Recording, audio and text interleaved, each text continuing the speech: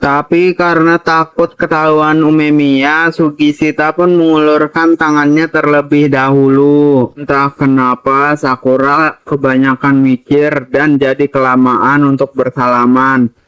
Dan akhirnya mereka pun bersalaman. Siswa lain pun langsung merangkul ke arah Sakura. Para siswa memuji Sakura karena bisa menyerang Sugishita.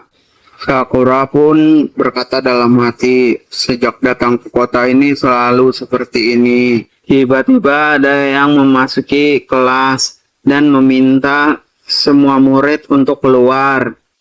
Yang saat sampai di bawah, Sakura pun mengenali wajah salah satu kakak kelas yang bernama Tomohiragi. Sakura pun baru ingat Tomohiragi sempat menolongnya kemarin saat sedang menolong Kotoha. Hiragi yang tidak mau siapa-siapa tahu tentang Kotoha kemarin pun langsung menutup mulut Sakura.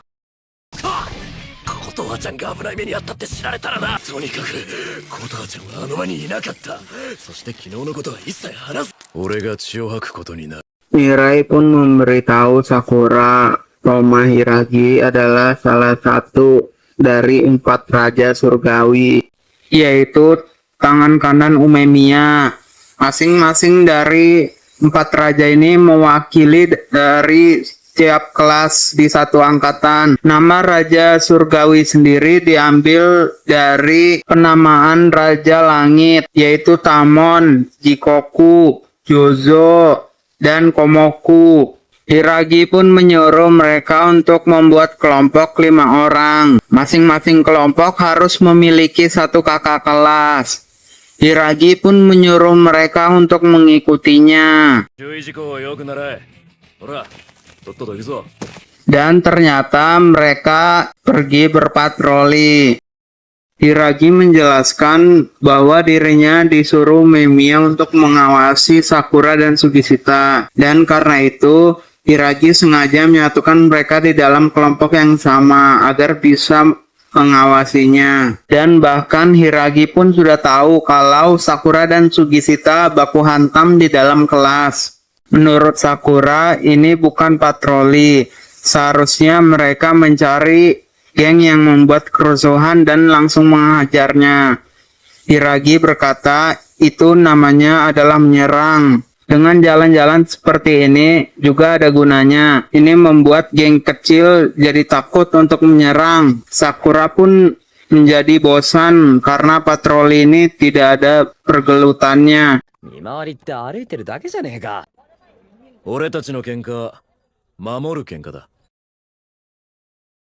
Yang ketika ada seorang nenek yang menaiki tangga, Hiragi pun panik dan menyuruhnya untuk turun. Sakura dan yang lainnya pun membantu mengecat tembok seorang warga yang dipilok oleh preman.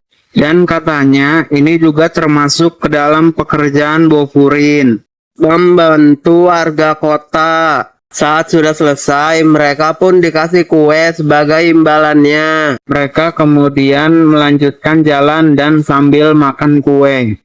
Hiragi berkata kepada Sakura, dia tahu perasaan Sakura, hanya ingin bertarung.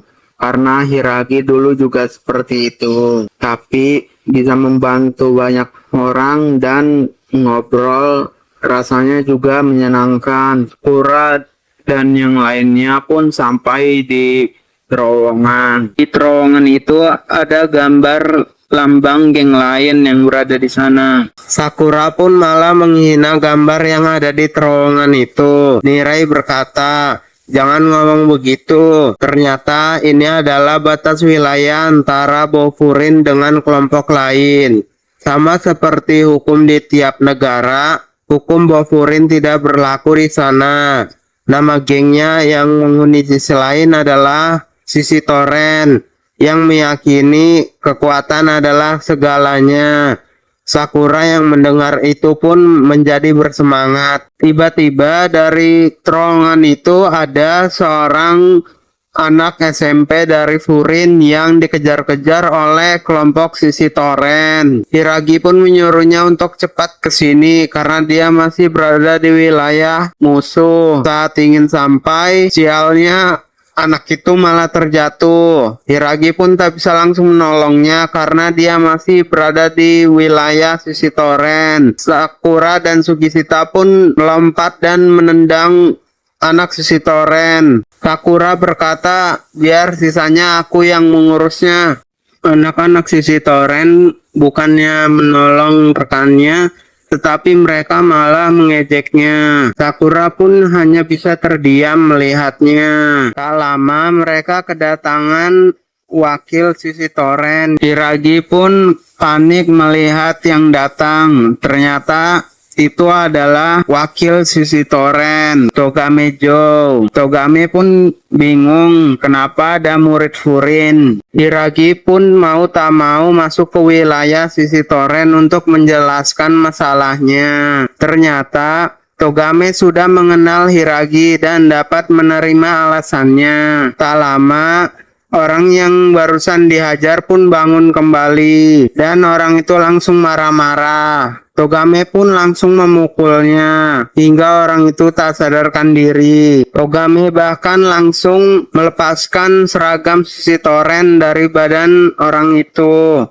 Sakura yang melihatnya pun muak dan menghina orang tersebut. Yang karena tak terima, Togame pun pergi untuk menghampiri Sakura. Mereka berdua pun bertatap-tatapan. Dan Togame malah menyebut rambut Sakura mirip seperti Othello. Togame pun mengejek Sakura yang cara bicaranya cepat. Mereka pun saling ejek tentang cara bicara satu sama lain. Togame berkata akan mencari tempat yang bagus untuk menghabisi Sakura. Ya, sudah ditandai lah si Sakura dan Togame pun langsung pergi. Hiragi pun mengusulkan untuk kembali ke sekolah terlebih dahulu. Dia pun mengajak anak SMP itu untuk ikut. Dia pun disuruh untuk menceritakan masalahnya kepada Umemiya. Ternyata tempat nongkrong Umemiya adalah di rooftop sekolah. Dan Umemiya adalah orang yang berambut putih. Karakternya mirip seperti bapak-bapak.